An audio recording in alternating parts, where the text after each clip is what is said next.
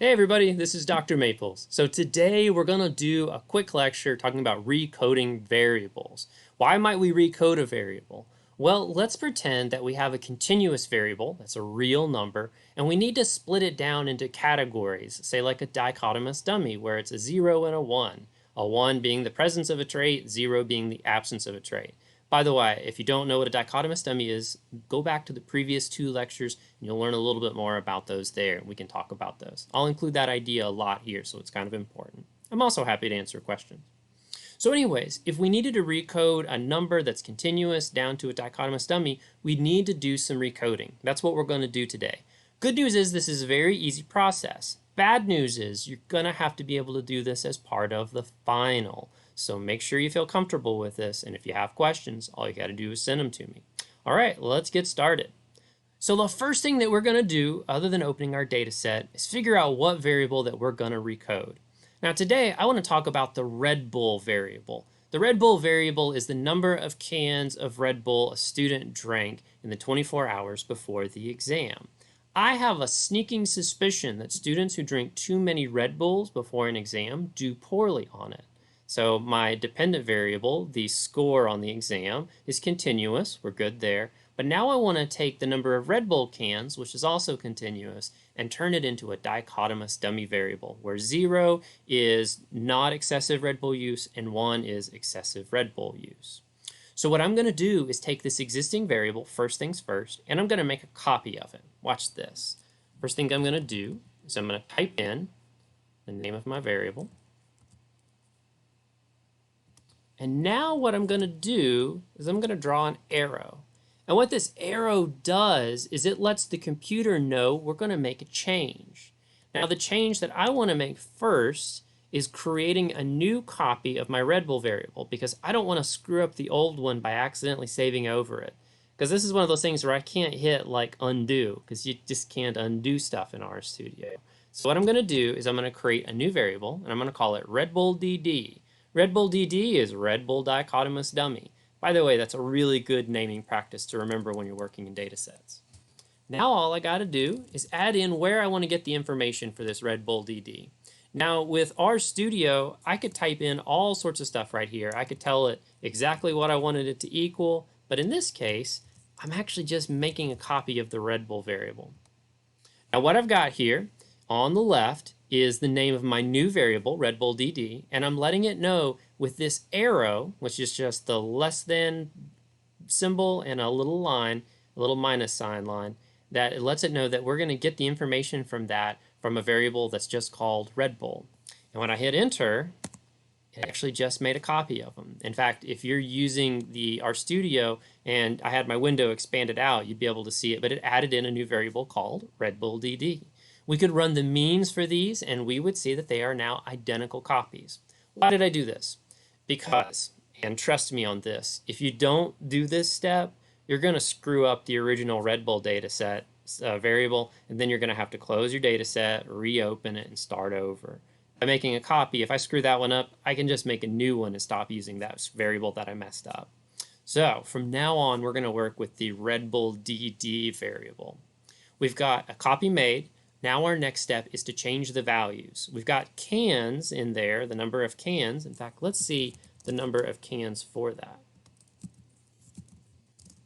I'm going to use the table command, which gives me a really easy way of just seeing what all's in there. Red Bull DD. I hit enter. And it looks like we have 0 through 5 cans. We have 89 students drank 0 cans, 2 students drank 5 cans, 3, 4, and 5. That's a lot of cases. 67 drank 3 cans, 22 students drank 4 cans. That's a lot of Red Bull. I think after 2 Red Bulls, you're probably going to make life harder for your brain in taking that test. So what I'm going to do is create a new variable, and I'm going to recode this existing Red Bull DD variable as my new variable. That shows 1 will mean that you've drank an excessive number of Red Bulls, and 0 will mean you've drank not an excessive number of Red Bulls. And I'm going to define 3, which is kind of that middle value, as probably too many Red Bulls. So I'm going to have 1 be equal to they drank 3, 4, or 5 cans. 0 is going to be equal to they drank 0, 1, or 2 cans. Now, how do I do that? Well, first things first, I need to tell RStudio what variable I'm going to make changes in. And I'm going to make changes in my Red Bull DD variable. Then we're going to put brackets. Notice these are these square looking brackets, not the ones that have the little thing in the middle. Nope, these are just the good old-fashioned square brackets. And in here is where I'm going to put the magic that tells the changes that I want to be made. Now here, I'm going to manipulate this final grade data set $sign Red Bull DD variable again. So I'm going to put that again. And what I want to do is tell RStudio that if it had 2 or less cans drunk for that case, then I'm going to tell it that I want it to change it into something else. So I put the left less than symbol pointing left. I put an equal sign, which means less than or equal to, and I put 2 because we're going to use 3 as our cut point.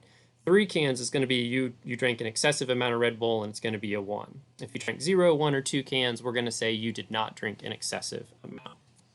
And here, I simply put my arrow, and I'm going to tell it I wanted a 0. I want to go back through and make sure you're clear about this. I have told I've told RStudio I need a Red Bull. I've told RStudio I need a sponsorship from Red Bull. That's what I need. I need a little logo up in the corner. Anyways, I've told RStudio that I want to take my Red Bull DD variable, and using the scores from the Red Bull DD variable, I want to find the cases where they drank 0, 1, or 2 cans, and I'm going to change it to 0, but that's going to mean they did not drink an excessive amount.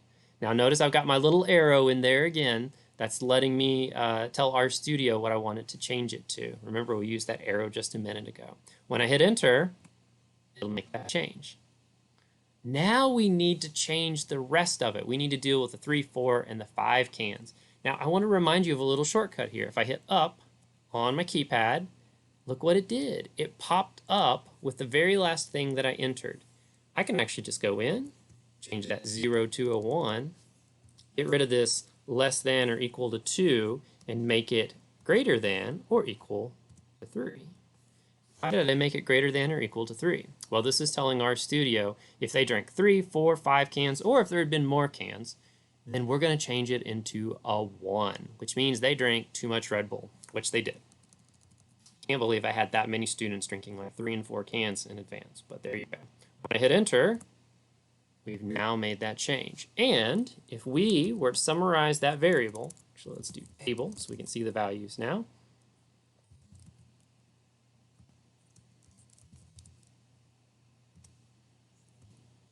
We see that we have 149 people who did not drink Red Bull excessively in the 24 hours before the exam.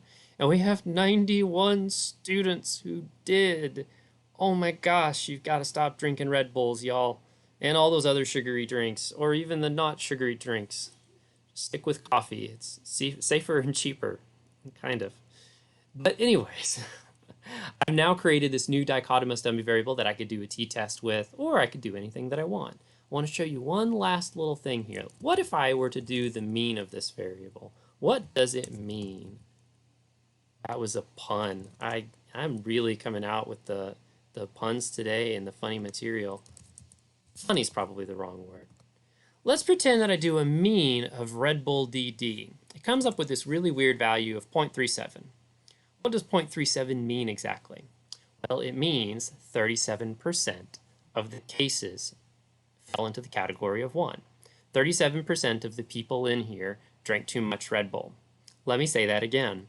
A third of my students that were in this particular study drank too much Red Bull 24 hours before the exam. What I now want you to do is take your time to look at the next lecture. It's a one-parter, and what it's going to do is it's going to think about all the things you've learned this semester and teach you to take all those ideas and tie them together with a pretty little bow to write a methods report. And writing a methods report is exactly what you're doing in the final. You know how to do everything in the final. There's no new material there. There are no surprises. There's no gotchas. There's no anything. It's as simple and straightforward an assignment as it could be. You truly have done everything that's in the final. All you have to do is now do it on your own. Now, when I say on your own, I'm here to help you. I'm here to answer questions. I will gladly set up a Zoom meeting with you and work out anything that you need help on, from setting up our studio to recoding a variable to doing the analysis to answering questions about the hypotheses. I'm here to help and to make your life easier. But this gives you a chance to practice what you've learned. All right, that's it. That's the end of the lecture. Go ahead and take some time to start looking at the final and take a look at that last lecture to start practicing and wrapping things up. If you need help, you know where to find me. I will see you in the next lecture. Take care.